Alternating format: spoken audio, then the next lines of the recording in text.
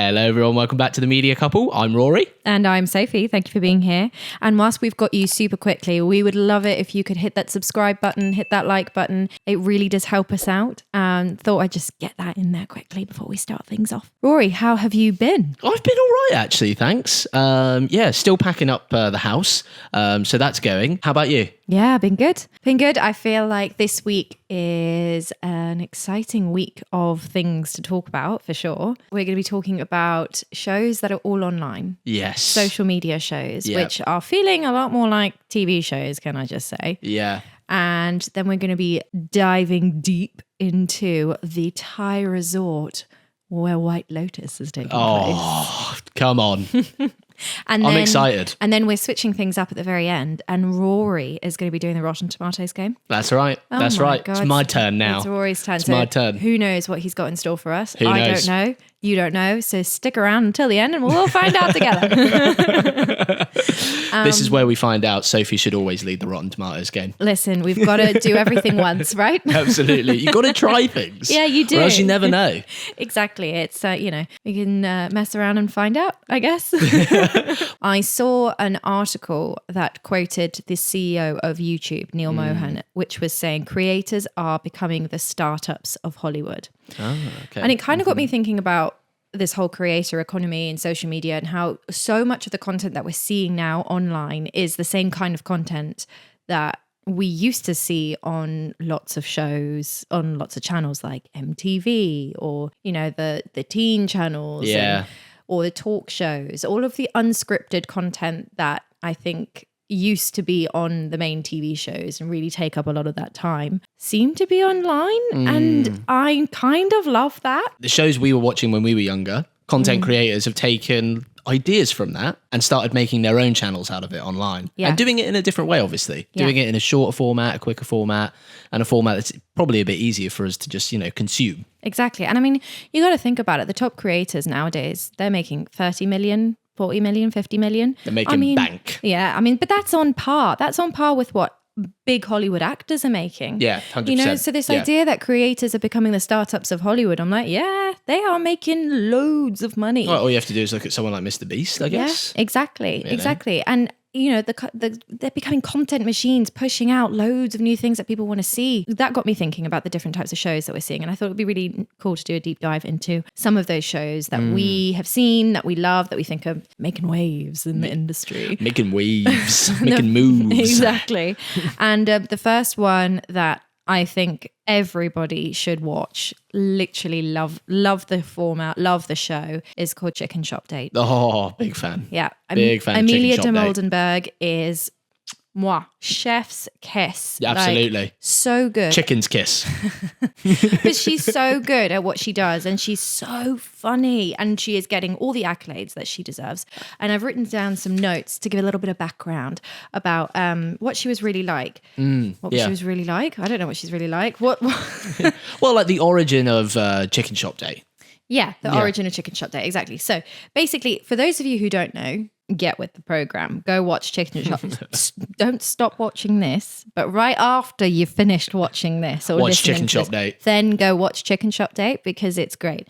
But basically the concept is Amelia takes all these various people, celebrities, on a date at a chicken shop and asks them questions as if she's dating them. And it's funny and it's short and she doesn't stick to a schedule. She does them as she wants when she has somebody she wants to talk to, and she's had started off with like lots of different rappers, British rappers, UK, London specific rappers.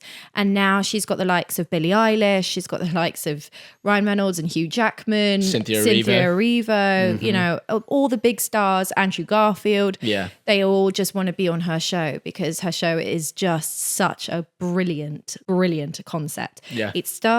She's actually started posting on her YouTube channel in March 2014. And it basically the whole concept of the show began as a column. Okay, yeah. So she was writing it for her local under 21s youth magazine. Okay, all right, yeah. And she was basically interviewing friends of friends, and then she came into contact with a camera operator at some point and convinced him to film one of her dates. And one of the dates that she was having was with Getz. Yeah. Posted that on her YouTube channel. And within a few weeks, it had blown up, basically. And she's kind of been going ever since.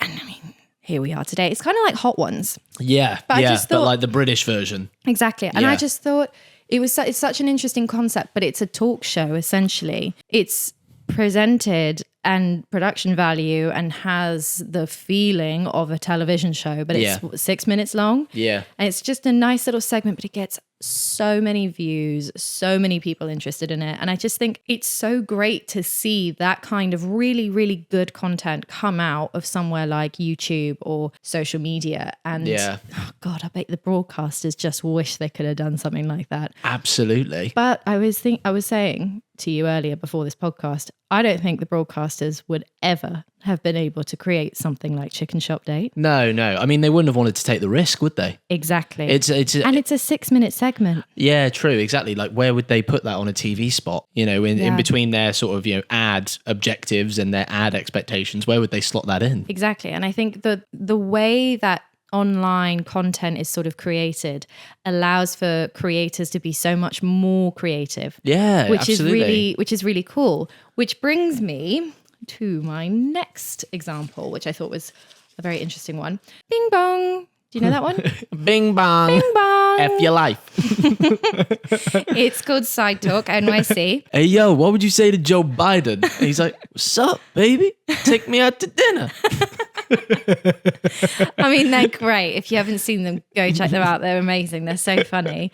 But they're 1 minute. It's an Instagram, basically. They're like 1 minute Instagram shows. It started in 2019. Two guys who were NYU students. And they basically just went out on the streets of New York. And like each video had a theme. So if you had like Valentine's Day, it'd be Valentine's Day themed. And they'd be asking someone like, I don't know, a question about Valentine's Day or something like that. And they go up to these random people in New York and they get the most insane answers. But the editing, and it's just, you can see how much they would have had to film in order to cram it in to that 1 little minute. But it's such a clever concept, and it's just funny because you just feel like you get these little snippets of life. Watching it feels so MTV. It does, yeah. Late 90s, early thousands, like MTV style, Jackass kind of style. Yeah, absolutely. Jackass, Jersey Shore, those type of vibes. Yeah. You're getting like an insight into the life of people you would never get to normally see. Yeah. And it's really interesting characters. Yeah, and like the tone of it as well. I feel like the kind of way that they sort of present themselves and the way they edit and the way it's just all kind of just a bit chaotic. Just has the energy of MTV. Yeah. But obviously MTV don't do that kind of content anymore. No. But like, oh God, that's where MTV need to be going. Yeah, absolutely. It's almost like they became obviously more risk averse, right? I mean, who knows? But they need to be signing these guys. I mean, they're great. They need to get these characters on. Exactly. But then realistically, why would these guys sign with the likes of MTV? They have a platform. They own the IP. They own everything. They produce it all. They don't need MTV. So why would they ever go with someone? And I think that's the problem that these big broadcasters are going to have and going to face going forward now, is that these creators are realizing we don't need big guys like them. We can just keep doing our own thing and like control everything as much as possible, and we don't need an external opinion. So it's going to be interesting to see how that continues going. The big networks can never give the content creators of that sort of degree. They're used to pumping content out every day. They can't do that. Big broadcasters, not on traditional TV. You can't do that. They can't be pumping it out every single day. No, exactly. And it can't be a minute long. Well, exactly. And I think that's the thing, isn't it? But if the show was longer than a minute, it wouldn't work. Yeah, of course. So it's just a brilliant way that these creators are coming up with really creative and exciting new formats that are really capturing people's attention, and lean back on the traditional TV formats but bring them into the modern and the digital space. And it is annoying though, because I want to know if Joe Biden took that guy out to dinner. You know what I mean? I want to see that. I want to see the return. He didn't, but you know what you can see? You can see inside people's apartments in New York. Oh yeah, right. That guy. Oh, the guy. Another one I want to talk about. Yeah. Caleb Simpson. Yeah. Simpson? Yeah, Simpson. The Simpsons. I don't know why I got there. Anyways, but he goes, how much do you pay for rent? It's a TikTok show, this one. Yeah. He goes up to people and just asks them, how much do you pay for rent? Yeah. And then they'll tell him. I've and seen then this he guy. goes, Yeah. Can I see inside your apartment? Weirdly, people are like, yeah. Just come to my house. Exactly. And then you get to see, I literally love these. I'm like, oh my God, it's just so interesting to see. But this has gone huge. And this little format where he just goes up and he asks random people. I mean, it's not quite so random. He's had Scarlett Johansson and Barbara Corcoran. The shark. Yep, from Shark Tank. So, it's not quite random. Maybe it is random. I mean, I don't know. Who knows? But it's just cool, I think, how these shows that it feels very, MTV or young and Cribs. cool and It feels like Cribs. Exactly. And that's the thing. That's like, it's like I was touching on earlier. Like it's, this guy, Caleb Simpson, maybe he was a fan of Cribs growing up. Right. So he was like, oh, how can I take that format and put it into something like TikTok? Right. Yeah. Where it's like, oh, instead of, I'm not going to be able to access 50 Cent's mansion, but I'll be able to get I can ask a random person in the street, hey, can I see your New York apartment? And then it's kind of this really interesting, voyeuristic thing. We're seeing in a big city like New York, we're seeing people's apartments, and that's really cool. Yeah. And it's like a mini MTV Cribs. Oh yeah, totally. No, I think it's really interesting. And I just think it's so cool to see these creators make this kind of content that is really interesting, is so timely, but also harks back to bigger TV shows as well. Simple but effective formats as well, right? Yeah, so clever. I'm not seeing it's so at the forefront and interesting and new, and no one else is really doing that. No, absolutely. Which is why it's fun. Social media platforms did give people the opportunity, young creators, to obviously be, very expressive, you know, and also you can test the waters out a lot of these places, which is why big broadcasters, they're so risk averse nowadays. They're never willing to test the waters on things like that. They can't afford to be. Exactly. Like you think about, as people who live in London, how culturally significant is it that Amelia takes these people to a chicken shop to have a chicken shop date? I mean, yeah. You have cousins in Australia, and when they came over to visit, they were like, well, I'm obviously going for a chicken dinner. Yeah. Like a chicken shop dinner. I need to go to a chicken, I need to go to the chicken shop. And we're like, yes, that is it. They literally said it was because of Amelia's show. Yeah. That's like a London thing. You've got to go to a chicken shop. Yeah, shout out Morley's. But yeah, no, I just think it's super cool, and I'm just excited to see where the industry and how content is going to move from there. And I agree basically with the CEO of YouTube. Yeah. So yeah, keep going and keep doing what you're saying, because apparently what you're saying is what I agree with. And that's all I've heard you say. So if you've said other things that I don't agree with, you can't hold me to, don't get in touch with the show. Yeah, exactly. Speaking of social media, we were watching White Lotus, and yes. I thought it was really interesting. It was really good. Yeah. And then when they were like, oh, welcome, well, spoilers, by the way, spoilers. So if you've not watched the first episode of White Lotus, goodbye. Yeah. Just make sure you listen to the first segment of the podcast, and then you can't listen to any more. I'm sorry. No, just skip along to the bit where Rory asks questions about an unknown bit. Exactly. That's it. Anyways, so White Lotus, you've been warned. How they were like, you must turn your phone in. Yeah. They sort of, people arrive and they're like, oh, we have a no phone policy in the hotel. I know. And I was like, ooh, are we going to hit out at the wellness spas who are like, the phones are killing you, blah, blah, blah. Yeah, we need to take them away. Yeah, who knows? Absolutely. I mean, it is really interesting, isn't it? Because let's start from the top with the episode, because there's so much to get into. Yeah, We've got all these wicked new characters now, and it's just amazing to have it back. I mean, I actually... Come on, that was it. That was really good. Go on, you try. Was that it? Not quite. Oh, so I wanted to start with the show's creator. So I never actually knew this. I don't know if you did either. But the show's creator is called Mike White, and he actually played Mr. Schneebly in School of Rock. Mr. Schneebly? Actually, it's Schneebly.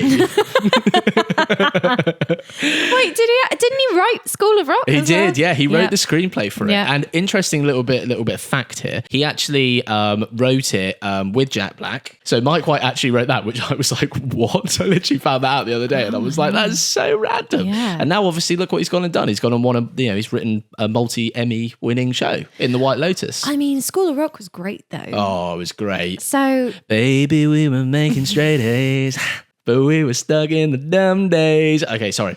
Back to White Lotus. We've got a whole new set of characters, haven't we now? And yes. I actually really like the Ratcliff family. So that's the family all from Northern Carolina. Are they from Northern Carolina? They are from Northern Carolina, yeah.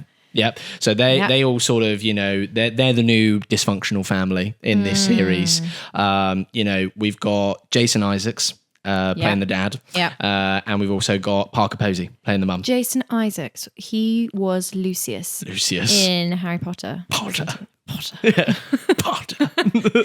Both the actors came out in an interview recently, right? They compared the Ratcliff family to monkeys, and they were saying that, the Ratcliff family, they're kind of like monkeys. They're a bit like dysfunctional, territorial, and... Are monkeys dysfunctional? Well, some can be, yeah. Right, fine. I don't know. I haven't researched it enough, but they can be. And it's interesting because there is something in the show which is sort of monkeys are playing, I don't know what they're going to play, but they're playing quite a big part in the show already in episode 1. You think about the opening, right? The gunshot goes off and the monkeys are there. They're like a big part of it. That the camera is on them for a while. So we're there thinking like, okay, what are they here for? Are they here like, are they sort of spectating us humans and being like, oh, Do you reckon it'll be like a symbol or motif? It is definitely a motif. Definitely. We're just yet to find out what that is. Yeah. No, because there was also that scene with the 3 women who are friends. Yep. Where she goes and looks at that monkey and like smiles at the monkey and the monkey looks back at her and then all of a sudden the monkey like runs off. Yeah. It's kind of like, oh, is the monkey seeing something which is, oh, maybe, hang on, I think I've had just a brainwave. Yeah. Is the monkey basically,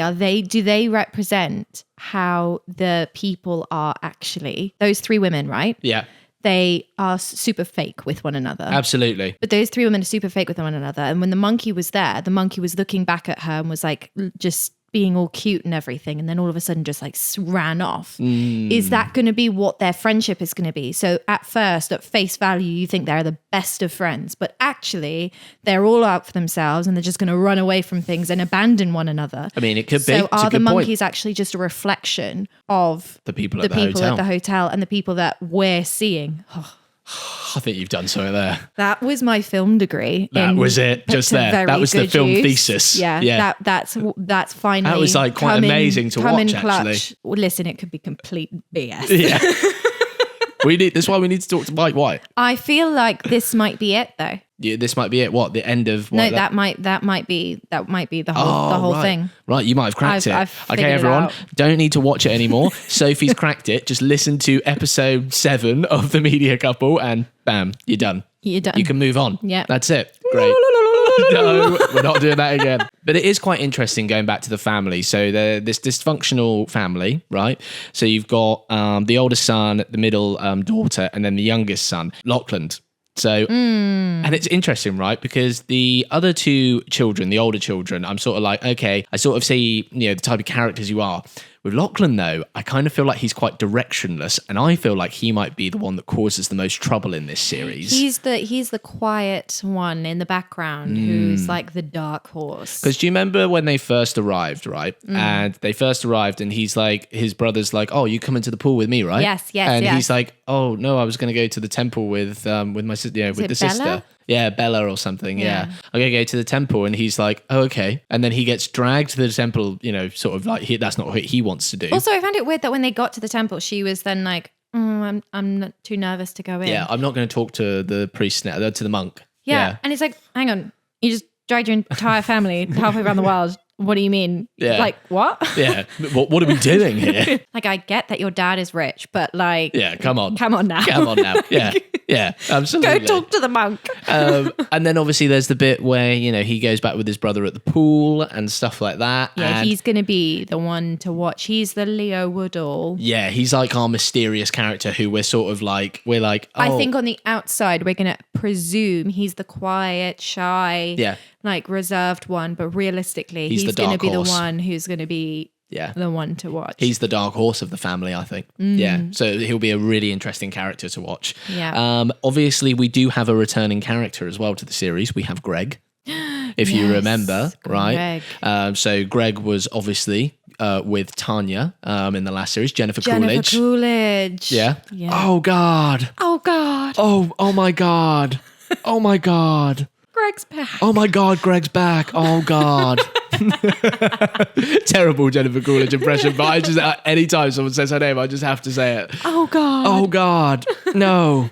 White Lotus. Oh, God. So he's back. We know he's up to no good, as he has been, ever since we were introduced to him as a character. He's obviously with a new girl now. She speaks to Chelsea, doesn't she?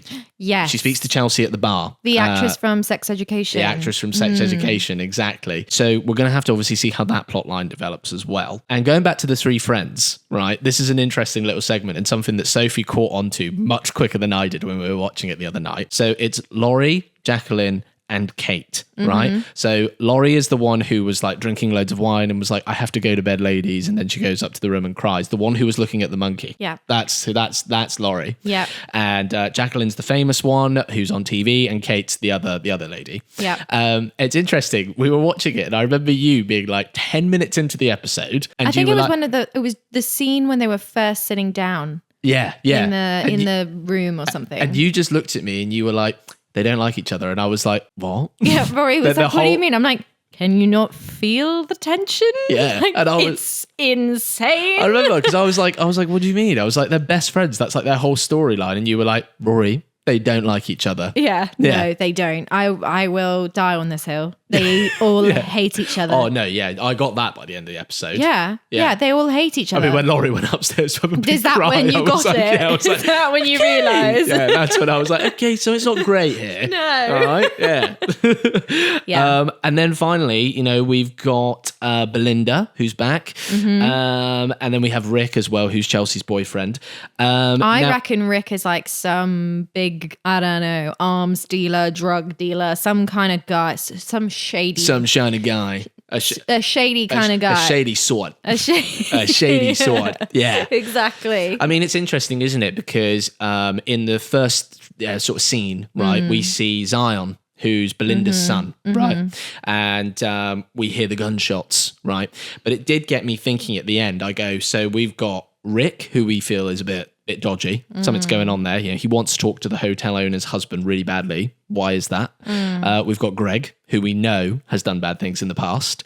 But then we've also got Tim Ratcliff, Jason Isaac's character, who's, getting calls from the Wall Street Journal about something dodgy that's going on back home, right? So now I'm like, who is that gunshot associated with?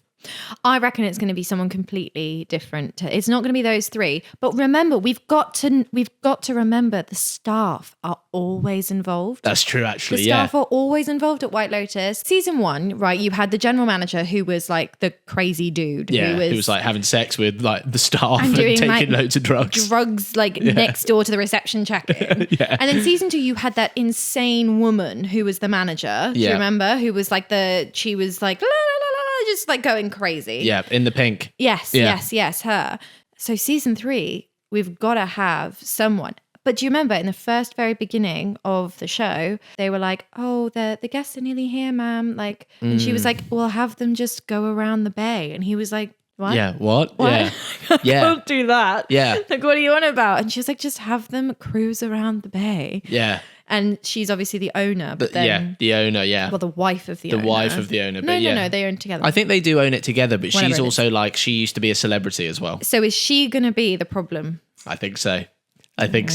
Every season, someone in the staff tends to have problems and tends to be a big part of it. So, I mean, it's really exciting, isn't it? I just can't wait. It's one of those things as well where I'm like, I get so annoyed because I'm like, I want it all now. But I do like the fact that I have that anticipation because I'm like, oh, what could the next episode hold? Yeah, it's going to be really good to watch. Well, in keeping with the sort of social media-esque element of this podcast, I've got the Rotten Tomatoes game segment this week, guys. Ooh. And I'm going to be doing social media films. Sophie, are you ready? I'm ready. All right. I hope I know all the films. Yeah, hopefully you do. That would be bad if I did. Imagine that. Just so you know, guys, that Rory knows every film ever made known to man. Yeah. I know like 4. So this is you know what I was doing in my teenage years? This is why watching I films. picked the films originally because I can Sophie look up the them. films beforehand.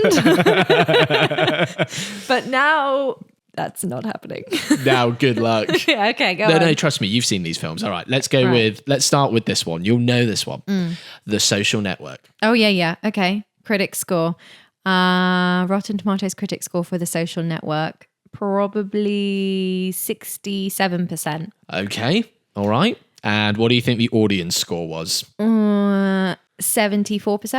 Okay. So you're closer with the audience score. Okay. So the critics scored The Social Network 96%. Wow. Yep. Wow, I didn't see that coming. I mean, to be fair, if you watch that film back, David Fincher, listen, it's a great film, but film. I thought it would be more of a crowd pleaser than I would think it would be a critically acclaimed film. I think it's a great film. I really enjoyed it. Yeah. But I don't know. I guess like those biopics or however you want to say it, they tend not to do well critically. Yeah. You know, maybe it's because we've just had so many of them in recent years, and maybe that was one of the first. Yeah. I mean, it came out in 2010, and I also think a film about Social Network, you know, about Mark Zuckerberg, you always feel like, oh, I don't know how well it will do critically and stuff like that just because of the subject. But how do you reckon Mark feels about it? Oh, I don't know. Probably doesn't love it. I don't know. I mean, who cares what Mark thinks about it? Audience score, 87%. Okay. Yeah. All right. So they liked it a little bit less than the critics. Yeah. Okay, fair. I was like 10% off on the audience score. Yeah, but you were good. That's a good start, though. Come on, we're on a roll. Okay, the next film, Searching. Oh, you'll have to remind me of that film. It's the one where it's all on his daughter goes missing, and it's all through his laptop, and it's like the screen recording and his phone. That was super cool. Yeah, but that could go so badly so quickly. Yeah, that could look really tacky. I mean, the concept of it, you have to admit, is a good concept. A whole fecie film set on a laptop. But basically. I think they did really well in that film. Yeah. I think it actually worked really well. Now that I remember what it is. See, this is the danger. This is what Sophie was saying. She's like, do I know the film? I just don't remember titles of films. No. I don't remember titles of films. I have to describe, and then I tell her the narrative, and she goes, oh, yeah. The one on the laptop. Yeah. I remember what the films are in the thing, but titles of films, names of actors, that kind of stuff. Yeah. No. Out my brain. Barely remembers my name. Who are you? Sorry, who am I? Where are we? It's an odd place, isn't it? You live here. Sorry. Moving on. Right. What do you think the critics scored Searching? I think they gave it 86%. Okay. And what do you think about the audience? 78%. All right. Critically, 92%. Oh God, I'm just not. Yeah. You got to be hitting the 90s. I've got to be hitting the 90s. And then audience, 88%. Okay. So they loved it as well. Okay, 78% and 88 was again 10% off. Well, so the audience actually scored that higher than The Social Network. Wow. Interesting, right? Interesting. Yeah, for sure. Okay. I mean, maybe people vibed with the idea that it was like all through a laptop. I do think and the they concept were like, oh, wow, is quite original, whereas the social, not that The Social Network isn't original, but like the way that they did it wasn't. Yeah, it's the normal way you film a film. Yeah, and Searching was really well done. It was done. It was done. It was. Hey, it was done. All right, I searched for it and it was done. I know I'm really funny. The last one, Catfish. Oh, the original. The original one, not the TV show, yeah. The original documentary. That was really good. That was good. So I mean, the spin-off TV show has been going for ages. Yeah, and that was like good in the beginning. Got a bit silly, but it was good in the beginning. A bit repetitive. It did. So critics score for the original doc. What do you think? Didn't it open at Sundance and got bought? I think so, yeah. I think it was a film festival, yeah. 93%. Oh, gone big. Okay. I mean, everything else has been in the 90s. This one's going to be in like the 60s. You'll be like, should have gone lower. Audience score. 92%. 92? Well, neither of them are in the 90s. Critic score 79%. Audience score 71. Goodbye. You failed. It's over. Well, I tried. Yeah. Next week, I'm going to be giving the films. Yeah. I don't like being on this side of the game. Yeah, how did you feel? Don't like it. I don't like it. I do not like it. Not doing it again. Not doing it. Well, on that bombshell. Yes, on that bombshell. Thank you for being here. Thank you for listening. Thank you for watching. Please, I feel like this is quite a silly episode, but please remember to like, subscribe. And leave us a comment. Drop a comment or a review, please. And thank you. And we put these out every Thursday. We do. So tune in next week. Tune in, guys. And let us know if you are watching the White Lotus. What do you think? What do you think is going to happen? Where do you think the gunshots came from? Gunshots? Gunshots. Sorry.